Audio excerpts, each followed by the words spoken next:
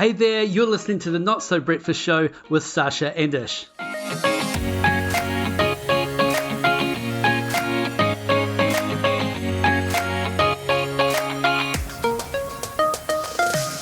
Alright, you're listening to Not So Breakfast Show, the podcast for leadership and career development.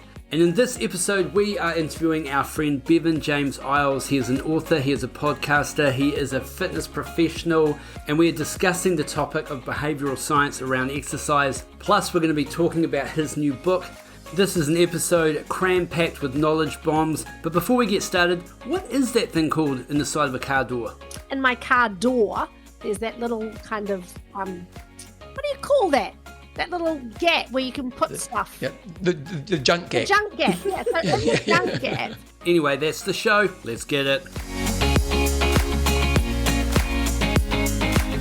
Alright, welcome to the Not So Breakfast Show today, and this is the one where we get to interview Bevan James Eyles, athlete, podcaster, speaker, author, all-round good guy, and friend of both myself and Sasha. We've worked together for a long time, known each other for a long time. But maybe before we get to Bevan, his story, and chat about his new book, Sasha, can we just talk about your lip? You want to talk about my face, right? Let's just go straight to the big thing that cannot be avoided. Yeah, I have just got the most massive fat lip. It looks like you've done a few rounds with Tyson, but looks like I gave up halfway through the lip fillers. But is it a stress thing? It's a stress thing, yeah. When I just get a little bit, well, it's not actually stress when I don't get enough sleep. My body says, well, I just want you to stop. And it tries to stop me by making it impossible for me to leave the house because I look so hideous. I've got mouth ulcers, big fat lips. I look like a teenager that's like kissed the wrong person for the first time. Oh, well, hopefully we'll get some advice from Bevan today around de-stressing, and you can choose whether you actually follow it or not. I will apply it after Christmas. Yeah, how's cool. that? I must admit, before we get to Bevan, I am feeling a little bit awkward because for those of you that don't know, Bevan and I used to do a podcast together back in the day, and it's kind of like I've turned up at the party with my new girlfriend and my ex-partner's there, and it's kind of like emotions and, well, this is not cool because I didn't know that. Well, surprise! We don't talk about everything in our past. Very, very third wheel. Hi, Bevan. Hi. Sorry to be your older, uglier replacement. Not at all, Bevan. It is great, honestly, to reconnect with you. Obviously, we've reconnected before this, but I just love what you're doing, and just great job on the new book. I mean, when we sort of started to see that you'd written a new book, but then it's just taken off. Yeah. Like you got on the project, and I think that book in itself has been one of the most successful fitness downloads or audio books of all time. Yeah. Really, yeah. It's been quite phenomenal, really. The thing about this is, first of all, hello everybody. The thing about this is, I'm in a very fortunate moment in my life because financially I'm in a really good position. You know, I'm in that moment in life where I can choose passion projects. And I can choose passion projects that are really around something I fundamentally want to make an impact in the world on. I'm kind of past that young stage of life where you're just trying to get ahead and all the rest of it. And you know, I've got this running business I've had for years, and we've been really good at helping people who struggle with exercise. So I wrote a book a few years ago and it did well, but the one negative feedback I got was he's not really adding that much to the piece of the puzzle. Maybe that was fair, maybe it wasn't. But I think if you read a lot of behavior psychology books, you probably would have thought that, but I tried to bring the kind of behavior psychology to a fitness book. And when I heard that feedback, I thought, you know, there's probably some fairness to that feedback. And at that time, I thought there needs to be something for people who really struggle with exercise. Because if we look at fitness books right now, there's kind of specific movement books. So a running book, a weight training book. There's kind of mental strength books. So there's, you know, the mental tools around mental strength, how to work harder and all this type of stuff. There's diet books. And then there's kind of role model books. So it's like, you know, your David Goggins kind of books. And to be honest, they're not really that inspirational. They're just kind of superhuman. And it's kind of, you know, I don't know if that many people read David Goggins and actually change their life. Yeah. They might be inspired, but I don't know if they necessarily actually creates change. And well, it's hard to relate to him because of the extreme nature of what he does. Yeah, exactly. And it's also really hard to relate to him because I don't know him. Okay, well, so he's kind of Superman. So that tells you a bit about the market though, right? Yeah. I'm not like a complete idiot about what's out there in the world. And so if I haven't heard of them, then... And the thing is that the people who need it the most are the people who are struggling. And when we think about the content out there that's trying to help, there's actually not much out there. Like, there might be like, how to achieve a 5K run. So there might be stuff that tells you how application of a specific movement goal, but there's just nothing out there for people who either struggle with exercise. In the book, I talk about there's kind of 4 types of exercises. There's the thriver. So the person who's a thriver is the person who's just getting the most out of exercise. They're growing, they're developing themselves, they're evolving, they're loving exercise, they're motivated. And then we have what I call the habit exerciser. And the habit, we see this a lot at gyms. They've got a really good habit around exercise, and it's a really healthy place to get to. Are they really creating any change? Are they actually getting massive results? And again, that's not a bad place to be. I think at a minimum, we want to get people to a habit place. Yeah. Then we have the yo-yo. So the yo-yo person is the person who has a moment of exercise and then long periods of failure. And ultimately, they kind of are regressing over the long term because they never get their consistent experience. And then we get the person who's just failing with exercise. And when we look at those failing and yo-yo people, there was just nothing out there for them. They could actually read and go, you know what? If I follow these steps, I can actually become a long-term exerciser. That's the goal. It's not just, hey, an 8-week challenge. It's how do we lay the groundwork and the foundation so you have a love of exercise for your whole adult life, or even just for your whole life. And there was just nothing for that market. For those who don't know me, I started a running business about 12 years ago. And at first we were just trying to help half marathoners. And so we're kind of helping 2 types of people. We're helping gym people who they wanted to run, or runners who want to get faster. And when I started that group, I always liked the idea of helping beginner runners or help new people do a half marathon, but it was just too hard. So we started a beginner running group. And when I started that group, I just realized I actually don't know how to help people who struggle with exercise. Like, I don't actually, and I won New Zealand Fitness Instructor of the Year 3 times. I was traveling around the world globally for Les Mills. I was in front of 1,000 people a week teaching exercise, and I sucked at helping the non-exerciser. And so instantly, I realized I just had to learn a whole new set of lessons, and we've become really successful. Our beginner running group, we have a 90% success rate. So 90% of the people who join our group end up achieving the goal. And so we just learned what those lessons were, both physically and emotionally and psychologically. And so I wanted to put together a book where we could guide someone through a journey that lays the foundations of that foundation of exercise in your life for the long term. So that was kind of the purpose. And the fact, it has gone gangbusters. It's been quite phenomenal, to be honest. Yeah. When you put 2 years into a project and you're working your butt off for it, you're still pretty much shit scared as it comes out. You know what I mean? Because you don't really know, and so the fact that it's gone really well, and B, because we're trying to do a business model around it as well, so we can actually really build the audience to have a big impact with it. And probably the most important thing is I'm getting amazing feedback from people who have bought the book, and they're really enjoying the process, and that's what it's all about. Well, I think what's really cool is when I remember you back in the day, and you were the fittest guy I knew. Like, you were like this Energizer bunny. I remember us doing a beep test, and you were the only one going at the end, and then the beep test ran out of beeps. Like, you clocked it, right? So I know. Do you remember that? Yeah, and I was for me, it was actually one of the reasons I kind of got noticed in Les Mills, because I basically beat the record by about 30, I think it was at the time, and it just got me noticed because I was just so fit. If anything, I was probably too extreme with my exercise when I was in my 20s. I went kind of to the far end of extremeness of exercise, but I do love being a fit person. Like, I think it's really important to have healthy fitness in your life, but I also like being a really fit person. And even to this day, it's something I just really, it's a part of my identity, but it's also a way I love to live my life. I love the idea of, the emotional states you live in. When you think about the lived experience we get to live each day. And for me, when there's that high intensity with exercise and the right environments, I get to experience really awesome emotional states. And so that's something I think, as long as this body can keep moving, I'll be probably still, doing to the day I die, really. I love the whole concept of what you're doing with the book and the philosophy behind it, Bevan, because it's my major criticism of the fitness industry is that we are preaching to ourselves all the time.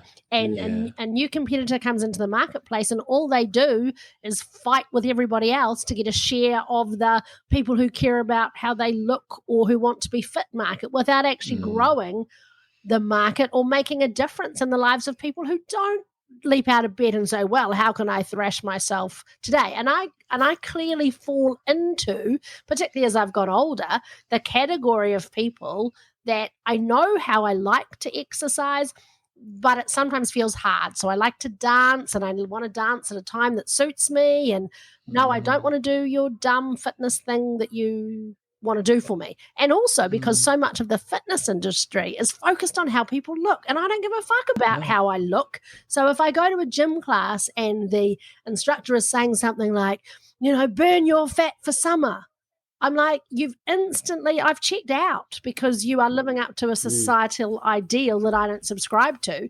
And that ends up impacting on my health, because I then check out of the exercise that I need. Does that make sense?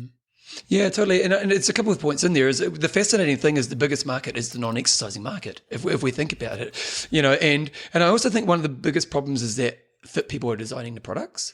And as I was saying, before I did my beginner running group, if you'd asked me to design a beginner running program, here's the story. When we first did it, it failed. The first round we did, no one ran 5K. And because I designed it from a fit person's perspective, and so, and I had to learn what that experience was, because it's a completely different experience. There's vulnerability, there's insecurity. One thing I often talk about is that these people who are unsuccessful for exercise, it's not that they haven't tried. They've often tried many times and they've failed many times. So the more often you fail, the harder it gets to try again. If we create an experience which puts everyone in the same box, it's just going to make so many people not fit into that box. And so we've got to really expand the offerings we have for people who are unsuccessful for exercise. Now, I fundamentally believe, because when you look at people who are, if I go back to that kind of thriving model, if we look at people who have the thriving model of fitness, is what do they have? Well, they have a movement they love. They tend to have a community of good leaders around them. They tend to go on growth pathways. So they'll do some growth around their movement. So there's these kind of common themes that people who have a lifetime love of exercise have, but how do we get them to a point where they are able to actually lay the foundation to put that in their life? And that's what I'm trying to do in this book. And like for example, in chapter number 1, my first job is, how do you make sure you fit it into your week? Because it's a deprioritization of exercise is the biggest problem. So the way I've written the book is each chapter has a story which leads to a lesson, and then there's a challenge. And then there's rules, strategies, and mindsets that go with that challenge. So like chapter number 1 is you've got to do 12 exercise sessions in a month. Because if you don't learn to prioritize it, you're never going to fit it in. But the rules are the exercise has to seem stupidly easy. Because I don't actually care about the exercise at this moment. Like, the exercise is not important. It's learning to fit it in your day. It's the packing of your bag the day beforehand. It's planning your life around it. It's prioritizing it. The rules are you're not allowed to judge your physical results in the first month. Because, we're trying to teach you the prioritization. So what we're trying to do is take these people through experiences that build those foundations so that at the end of it, they've actually understand how to fit exercise in their life. I love that, because you do have the classic person where it's like, well, I did my workout, now I'm on the scales, where's my result? And I think we have this expectation that things will come fast, but if you've spent flipping 15 years sitting on the couch, you're undoing a lot of bad habits, and you're undoing a lot of negative thinking, and you're undoing a lot of your negative behavioral practices around exercise. And I think that's what you've really started to nail, and I think that's why the book has been so successful, is people can put those practices into place, and it's not just about a shape change and a physical outcome. It's about forming a habit, and we know if we get the habits right, then obviously everything else, shape change, physical outcome, health, well-being, will come. And go back to Sasha's point before, it's really interesting because I get to speak to these people a lot, and they're really quite vulnerable in how they just talk to me. And it's really interesting when you look at people who join our running product, hardly any of them, and most of them are pretty deconditioned, either with their fitness or even with their body shape and so on. Hardly any of them say they want to lose weight. Most of them, the biggest answer I get the most is they just want to live life better. They want to have more energy for their kids. They want to be able to participate more in life. It's more they just want to feel good about themselves and actually feel that they can participate in life, and that their physical and psychological restrictions around exercise is actually a negative thing. It makes them feel bad about themselves. And so, while we like to look good, it's actually not really a huge motivator, at least for the people who we touch. I think a huge part of that is this definition of fitness. When we say, what does fitness mean? It's like, what are you fit for? And I know for myself, when we're talking about these people, I am these people. That's me. And there's a couple of things that really stick out for me. One is that when I run now, as an example, it feels so different to when I run when I'm fit. And I don't just mean the cardio. I mean the actual physical motion of running. I feel like my ass is about 4 kilometers behind the rest of me, right? Because it's just a bit bigger than it has been previously. So the whole sensation of running is different. So that insight that you guys had early on, where you went, we can't design this from a fit person's perspective. And I remember when I first started working at Les Mills in Auckland, I was being trained to be an instructor in the women's gym, and I was fit then. And we used to say to people who were coming in for like fitness tests or to get a program, I'd just jump on the bike, warm up for like 7 minutes, and we'd plug the settings in for them. And I got some feedback from some people who said, you did know that after 40 seconds I'd had enough. And we were saying, just a gentle warm up of 7 minutes. And there's just this disconnect between who's designing the programs and who's actually having to do them. And when you come back to this idea of fit for, I think if your girlfriends say to you, hey, we should walk up the mount in the weekend, people want to be able to say yes. They want to say yes to participating in life much more than they want to be able to say, or I'm super fit. It's like it's meaningless without the participation in society. And that's what I think, being one of these thrivers that you describe, it's just the greatest gift to our mental health, to our participation in society, is we can be fully involved.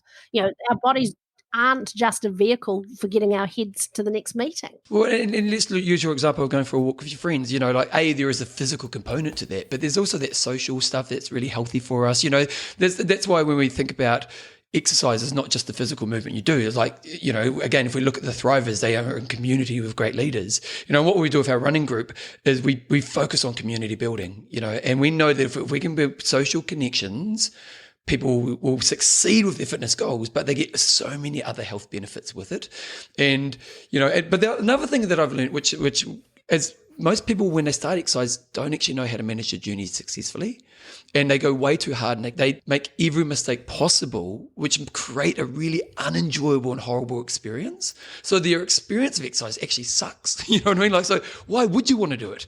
And even like we have a new group starting this week, and I'm literally going, these people are running really slow and are only doing 30 seconds of run. And I go, you need to slow down. And they go, but I could walk fast. It's like, we're building a foundation here. You've got to safely allow you to win so you stay on your journey. So yeah, it's a really interesting game. So what about the person though, that it is about how they look in their image? Because we're kind of talking about, I guess, maybe a type of person that is wanting to get exercise into their routine, and we know it's good for us. And we're probably all at the age group where we don't mind as much about maybe how we look, and it is about sort of living well and moving well and physicality. But we've got a lot of younger listeners on this podcast who watch Instagram, TikTok, that see the athletes, the influencers, the body shape, and exercise is about that for them. But how do we kind of, I guess, get them to understand that there is life beyond that, like the fitness journey beyond that, and how do we embed that in?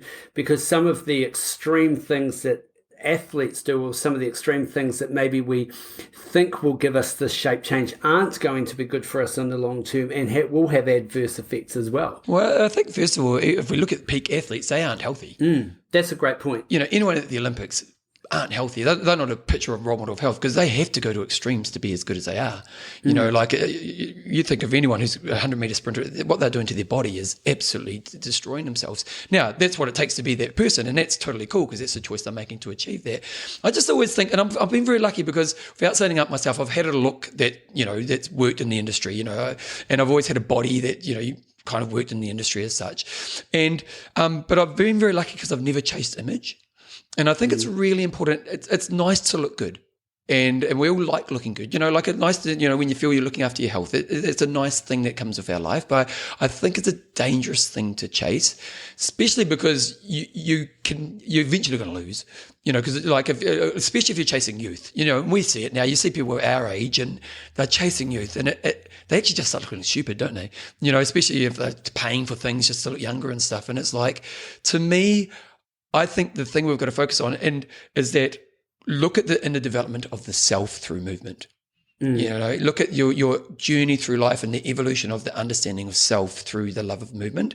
Now, if you do that, there's a chance you're going to look way better.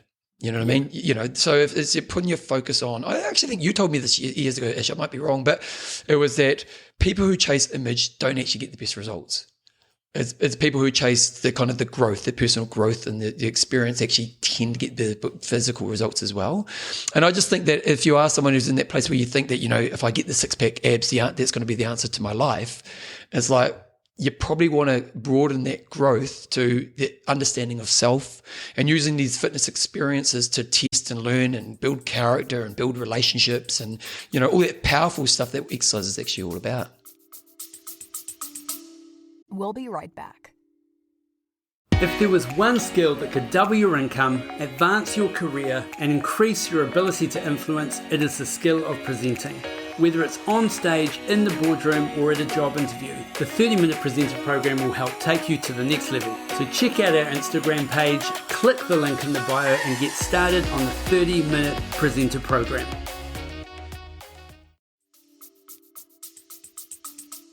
Yeah, that's a great point, because I think sometimes when you are comparing yourself with a look, your bone structure, your physicality, you may never achieve that look.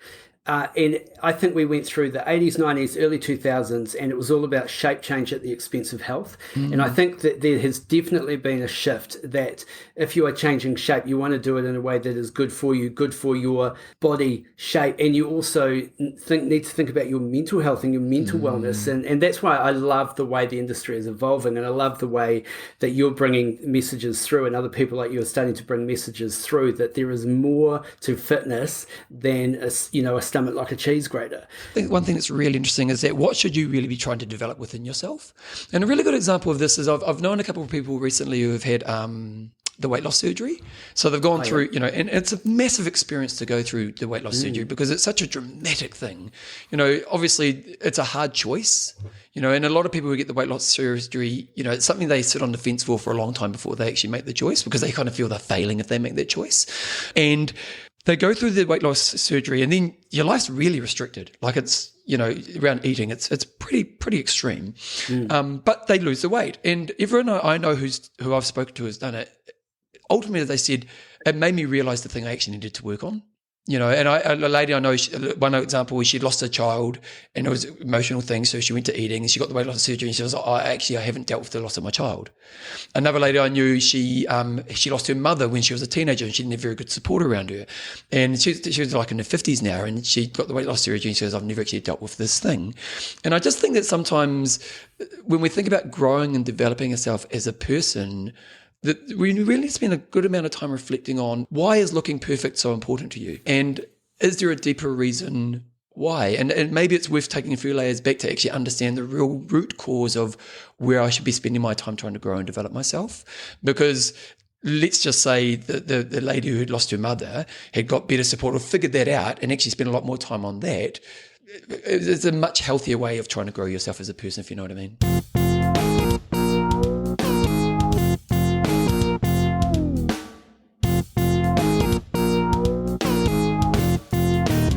So, Bev, in all of your years of fitness and exercise and working with people, what do you think the biggest mistakes are that people make in their approach to exercise?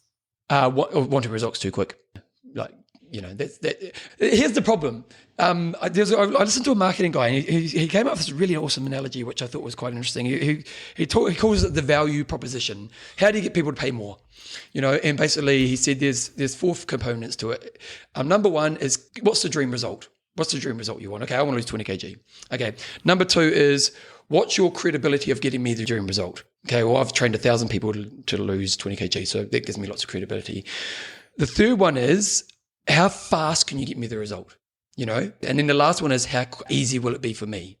So he gave the analogy of the weight loss. So, like if I'm a PT and you want to lose 20 kg with me, well, even if I've trained 1,000 people, it's probably a 6 month to a year journey, and it's going to be pretty tough. There's the nutritional aspect of it, there's the eating aspect of it, there's all these components of it. So it's a very challenging journey that takes a lot of effort. Well, what we look at liposuction, what is it? It's guaranteed, it's fast, it's easy, and people pay a lot more than what they pay for a PT.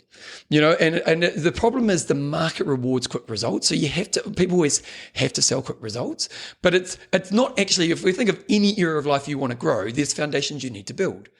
You guys are both very successful in business. You understand business really highly. Now, if I were to say to you, okay, you knew nothing about business, in 4 weeks from now, I'm going to teach you how to run $1 million business, you'd laugh in my face. You go, well, wait back up. What are the measurements we need to learn about business? What's all the foundations we need to build, so on and so on. And with fitness, people are just stupid to that. But also we think we can get it. We think that, maybe I can lose 20 kgs in 3 weeks. And even the extreme examples where you can lose an amount of weight quickly, people never sustain it. Because they're not laying the foundations. Whereas you look at somebody who's a healthy person, they've got these foundations of behaviors and mindsets and strategies that they've built in their life, and they've done them for a long period of time, and they just know how, and they have trust in it. So I think that ultimately this kind of need for the quick result is ultimately probably the biggest mistake people make. Yeah, and you see that just not just in fitness, but just in lots of things. Like you said, I want to earn $1 million, or I want to be able to go on this holiday, or I want to be able to do this stuff as fast as possible, give it to me as quickly as possible. And as we know, it's just not a sustainable way of living. In fact, in fitness, we often say whatever lifestyle you choose to adopt to get a result is the lifestyle you need to continue to maintain it. Yeah. If you don't want to continue to maintain it, then don't start it, because you're just setting yourself up for failure and just mess with people's heads. And then I think when they go to try it again, they've already had another bad experience with exercise, or it didn't work in the past, or they end up with a false expectation.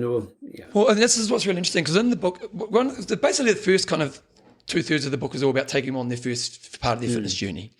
And then the last 3 parts are about cementing the long-term fitness stuff. And one of the last chapters is taking ownership of your fitness identity. Like in any area of your life where you're successful, you have a strong identity.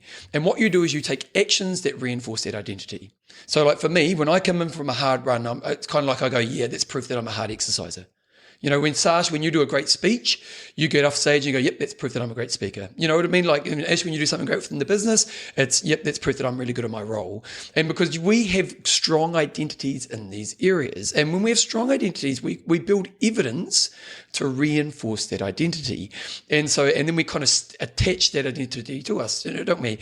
And then, so one thing I'm trying to get people to is that point where they actually see themselves as an exerciser. And when we're creating these negative experiences, it's reinforcing that I always suck at exercise, and so that's why we've got to build this set of evidence to a point where they actually take their ownership of identity.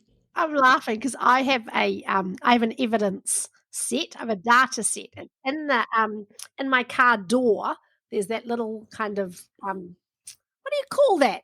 That little gap where you can put stuff. Yep, the junk gap. The junk gap, yeah. So in the junk gap, there are like peanut slab wrappers, and I built up this evidence for the fact that I'm a person who, when I do the groceries at 3:00, I've forgotten to have lunch. So I actually am a person that just has a little bit of a sugar hit to get me through into the evening, and it's like I have to change that story. I have to get a new identity. I have to find a way to establish some evidence for the identity of not being the peanut slab machine. So what's an area of your life where you have a really strong identity?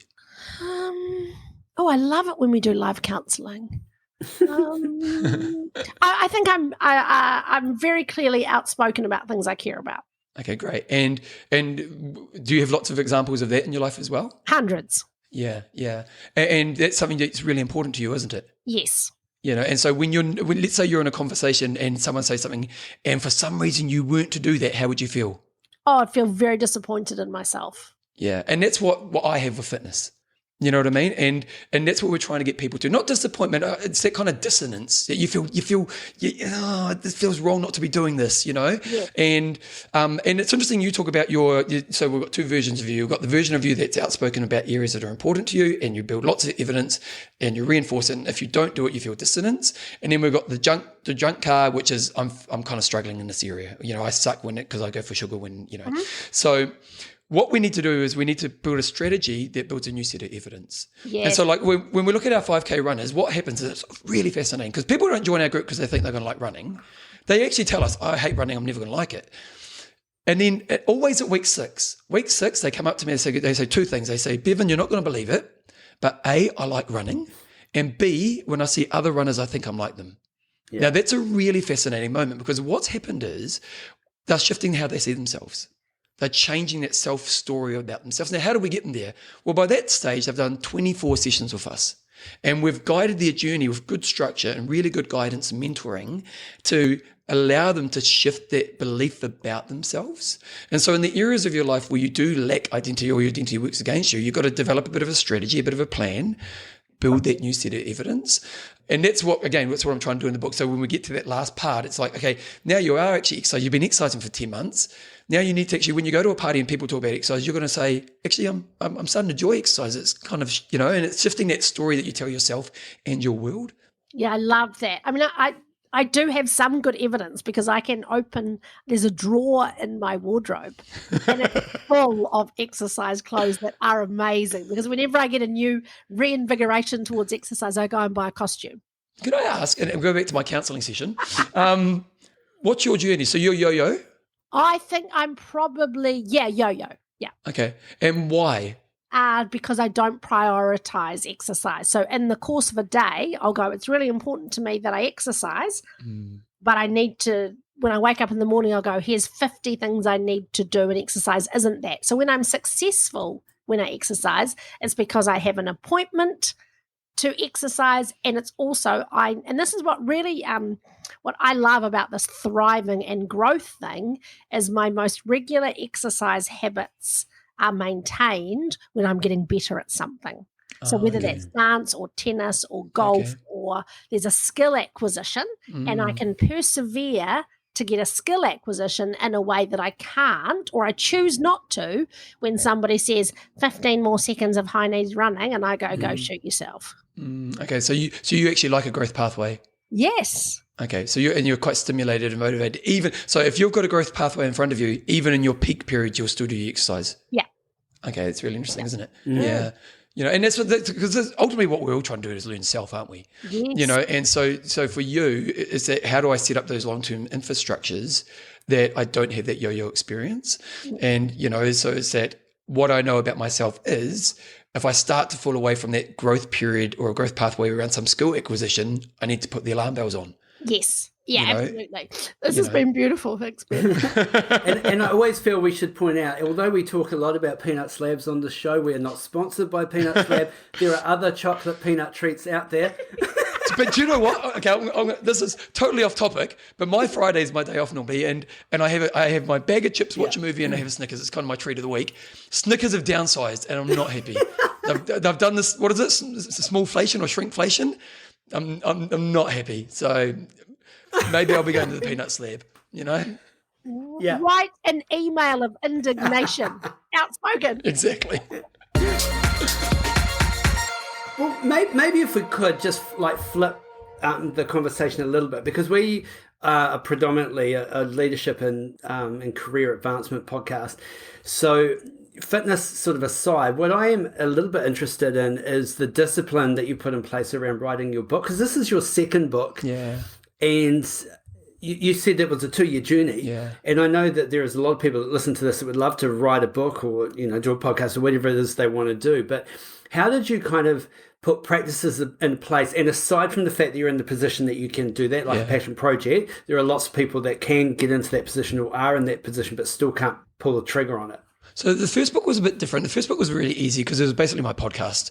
So my first book, I'd done my podcast for a couple of years, and I was like, you know what, I could make this into a book. So I literally hired a batch and wrote it over a week. It was all in my head. I just had to get it on paper. Whereas this one was a much different plan because we also wanted to have a business model. I'm a big believer if you want to be successful with a book, you have to be able to buy your audience. You know, everyone's chasing attention nowadays. It's so hard to get attention. Like everyone's got a podcast, everyone's on Instagram, everyone's on Facebook. So you have to have a business model where you can buy your audience. So we basically sat down and we thought, okay, what would be a business model that will work? And that's why we went with self-publishing, because basically with my first book, when you sold a book, you made $4 a book. You make nothing. The publisher makes all the money. And so there's just no profit in it. Whereas of this book, every book we sell, we make about $28 a book. So it means we've got and we're selling courses on top of it. So we sell a course and we kind of got 2 price points for the course. The course is great because it's basically all automated. And we sell that at certain prices. And that's basically pure profit. And again, because we're in a very good financial position in life, we don't need to make money from this project. So our whole idea is we're just going to reinvest every dollar we make into buying a bigger audience. And so that was the model we wanted to go with because we want to have impact. You know, and then if we can make the audience bigger and bigger and bigger, well, then we can bring different products and different services to people, you know, because we just have a big audience and we've built trust and, you know, we are the authority in that area. So that was kind of the model we wanted to sit down with when we kind of sat down to write the book, because we just believe that if we can get that right. Now, the book's gone gangbusters and we've spent no money on marketing yet. And we've built a massive marketing budget. So we've now pretty much got 6 months of marketing where we can go big time and really good marketing and actually figure out how that works. And once we've figured out that piece of the puzzle, then it's just a kind of recurring thing. So that was the kind of the model we went for. When it comes to the writing, I'm a real big believer in structures in life that create success. So I'm quite anal around my processes. So like, for example, every Sunday morning I have a weekly meeting with myself, and it's based around the goals that I do every 3 or 4 months. Do you dress up? Yeah, and I have an attendance, you know, attendance list, and tell you. Bevan James Eyles. Are you here? Present. Yeah, I'm here. But it's basically because I love the idea of how good are you using your focus. You know, and not just in work, but in whatever I'm doing right now, can I be focused on it? And I'm just a big believer in you need structures to create that. So I have a weekly meeting, and that meeting looks at the key areas of my life and what objectives I'm trying to achieve this week based on the goals I'm trying to achieve. Then when I sit down at the beginning of my day, I write out look at my objectives and plan out my day based on that. And so it was very much, that was one of the key tools to it, because you've just got to do the work. You know, like if I remember Seth Godin has that thing of do you ship? You know, do you ship? You know, does your idea actually become a thing? And so for me, it was like I needed the structure around myself, which I had. I've been doing this stuff for years anyway. So then it was just about the planning. So the first part of the process was just writing the book, and it was kind of thinking about how you thought it should work and kind of scaling it out. Then it was the writing of the book. And basically what I would do is I would write for about probably 5 to 10 hours a week. Mm-hmm. And that whole process, the book writing took a year. And then we as much as we self-publish, we actually used a company called Mary Egan. And Mary Egan is basically a company which Mary Egan used to be with the top person for Penguin in New Zealand. And she retired and then started her own business. So it's basically using a publisher, but you pay. And so then we went through that process, and they did all the back end of the book. So they made the book great. You know, they took what I gave them and just made the book a much better product. And then while they were doing that, we were working on the websites, the back-end course, you know, all the other back-end infrastructure that went around it. And it was just, you know, those life skills of discipline, doing the work, good planning, good feedback. You know, it was basically just a project, really. Mm. And when you say we, who was the other person? My wife, Jo, you know, like oh, nice. Yeah. Did you marry someone named Joe so you could be like Ish? Yeah, because we've both got Joes. Yeah. And Ish once said to me, "You never meet a bad Joe," and he's right. Yeah, you know, it's true. It's true.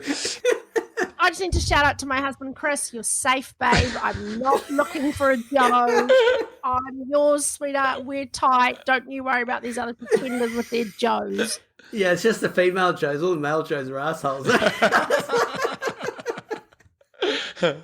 But yeah, it's not just Joe, because I'm very lucky with my wife because we're a very good team because our strengths are completely different. Like I'm an ideas guy, she's the kind of practical kind of problem solver. So yeah, it was just a project, mate. It was just like do the work, get the project done, and you know, go from there. I love that. I was saying to an audience earlier this week, and Ish, you might have shared this quote with me, and I need to find who said it so I can attribute appropriately to them, that you cannot complain about the results you did not get from the work you did not do. Yeah. The people that have like a dream of a book in them, I'm like, shut up about dreaming about your book and just write it. Like treat it like any other project, not as some great creative endeavor where you have to wait for like the mood to overtake you before you can write something. Just get started. And I love how you've approached this. Well done. Well, and to me, if I'm proud of anything about myself as a person, is I'm the guy who will get the thing done. You know what I mean? Like even like I play music, and I'm not a great musician. I started as an adult. I work hard at my music, but for the scale of pianists out there, I'm kind of like level 2, and when you think of people playing. But I got an album out about 3 months ago.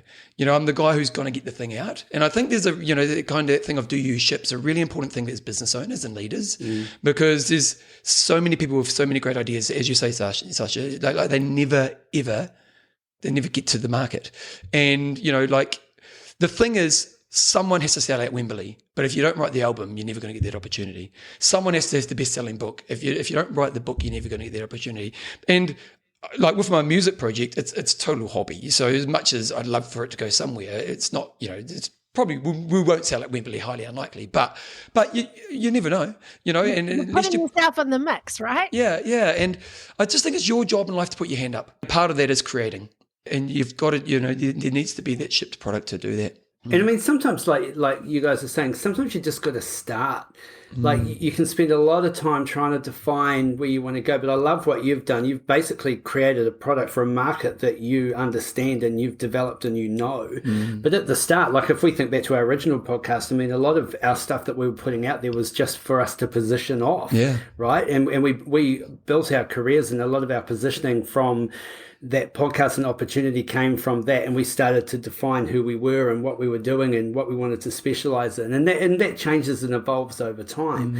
But maybe the start is just, what are you passionate about? What do you want to be known for? And just start there. Maybe the first book's not going to be the right one, but like Sarah said, it's got such second life feels right now. Yeah. Talking about your old podcast, you guys reminiscing. Excuse me while I just leave. We did in the room together, so We did. In my bedroom. The first time I went round there, he's like, okay, this is how it works. He shuts the curtains. I'm like, what the hell have I signed up for? But yeah, we sit side by side and record the podcast. But honestly, the skills I learnt with you back then, Bevan, I've just applied every day. We just did the volume, and we did he did the work, and did our time to get great. Well, and the only way you get good at something is doing it, isn't it? That's and like, because the funny thing, the cool part of my story is that I couldn't spell as a kid. Like I left school at 15 and I failed. Like I know, and the thing I often say is I wasn't the smart kid who didn't apply themselves. I was the thick shit. I really was. I couldn't spell that. And I went through a bad druggy period, kind of turned my life around, and luckily I found fitness at that time. But I did spelling lessons with 5-year-olds sitting next to me. And I remember at the time, like this is like when I just started working at the gym, because I was thinking, shit, I need to learn to spell and read and stuff. And so I was doing Reader Rabbit, which was like a computer program for kids at the time. And I remember at the time there was a teacher at the gym. He said to me, if you want to write, you got to write every day. And so I started doing a journal. So for 25 years now, I've written a journal every night.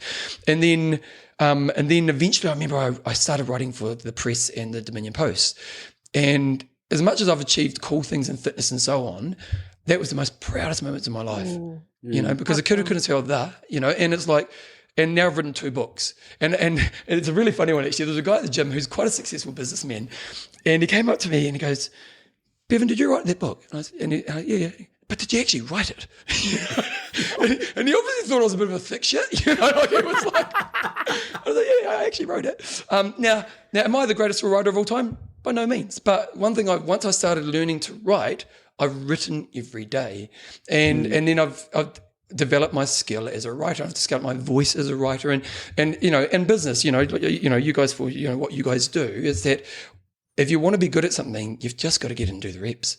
And if you let's say you want to write a book, well, just start writing some short stories or some short topics around the things that you're interested in. It's like you've just got to, it's not rocket science, is it?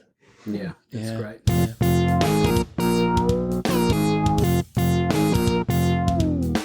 Hey, that has been great talking to you, Bevan. I love the inspiration, your fitness story, your journey. just what you're putting out in the world is just fantastic. So what is your website, and where do they get the book from? So if you are struggling with exercise and you want to kind of get that framework in place, the book... So hang on, I was going to get a pen. Okay, I'm ready to write it down. Go! It's www.passionaboutexercise.com.